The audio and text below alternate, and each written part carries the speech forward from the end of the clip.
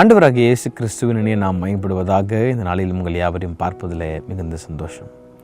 நம்முடைய வாழ்க்கையில் நாம் அதிகமாக நம்புகிற ஒருத்தர் கர்த்தராகிய இயேசு கிறிஸ்து.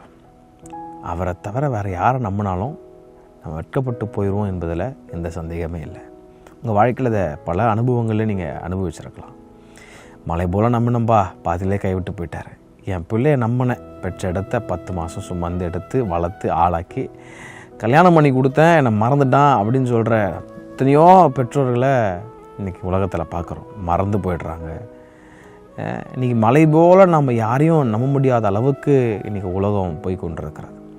இப்படிப்பட்ட மோசமான காலகட்டத்தில் ஒருத்தரை மலை போல் நம்பலாம்.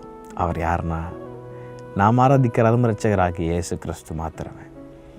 அதை நன்கு உணர்ந்த ஒரு பக்தன் பாடுகிற பாடல் தான் 94ஆம் சங்கீதம்.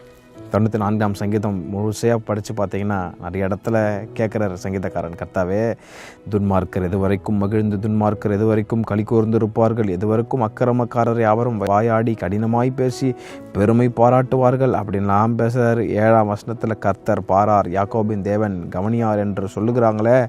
காதை உண்டாக்கினவர் கேளாரோ, கண்களை உருவாக்கினவர் காணாரோ, அப்புறம் ஜாதிகளை தண்டிக்கிறவர் கடிந்து கொள்ளாரோ, மனுஷனுக்கு அறிவை போதிக்கிறவர் அறியாரோ, அப்படிலாம் எல்லாம் சொல்லிட்டு கடைசியாக நம்பிக்கை எங்கே போய் வைக்கிறாருன்னா, வாசித்தோம் நம்ம, கர்த்தரோ எனக்கு அடைக்கலமும் என் தேவன் நான் நம்பியிருக்கிற கண்மலையுமாய் இருக்கிறார். 94ஆம் சங்கீதம் 22ஆம் வசனம். இவ்வளோ புலம்பிட்டு அந்த புலம்பல் அப்படியே விடாமல் அவன் நம்பிக்கை கொண்டு போகிற இடத்துல வைக்கிறான். எனக்கு உங்கள் நம்பிக்கையை கொண்டு போய் நீங்கள் யார் மேலே வச்சுருக்கிறீங்க? மலை போல் நான் அவரை நம்பினேன் அப்படின்னா எல்லா மனுஷனும் கடைசி வரைக்கும் நம்ம கையை பிடிச்சிட்டு இருப்பாங்களான்னு கேட்டால் கிடையாதுங்க, விட்டுருவாங்க. நான் பிரசங்கித்து கொண்டிருக்கிற இயேசு கிறிஸ்து ஒரு நாளும் கைவிடாதவர். ஏதோ உலகத்தின் முடிவு பரியந்தும் சகல நாட்களிலும் நான் உங்களோடு இருக்கிறேன், மரணம் பரியந்தம் நான் அவனை நடத்துவேன், முடிவு பரியந்தம் உங்களில் நற்கிரியை தொடங்கினவர் கிறிஸ்துவின் நாள் பரியந்தம் முடிய நடத்துவார் என்று நம்பி அப்படின்னு பவுல் சொல்கிறார். ஒரு நாளும் விட்டு விலக மாட்டார், கைவிட மாட்டார். இன்றைக்கி உங்கள் நம்பிக்கை அவர் மேலே நீங்கள் வைக்கும் போது சங்கீதக்காரன் சொல்கிறாரு, கர்த்தரோ எனக்கு அடைக்கலமும். எவ்வளோ அது ஃபோர்ஸாக அழகாக ப்ரெஸ் பண்ணி சொல்கிறா பாருங்க. கர்த்தரோ எனக்கு அடைக்கலமும் என் தேவன் நான் நம்பி இருக்கிற கண்மலையுமாக இருக்கிறார். இப்போ நம்பிக்கையை கொண்டு போய் அந்த கண்மலை மேலே வைங்க.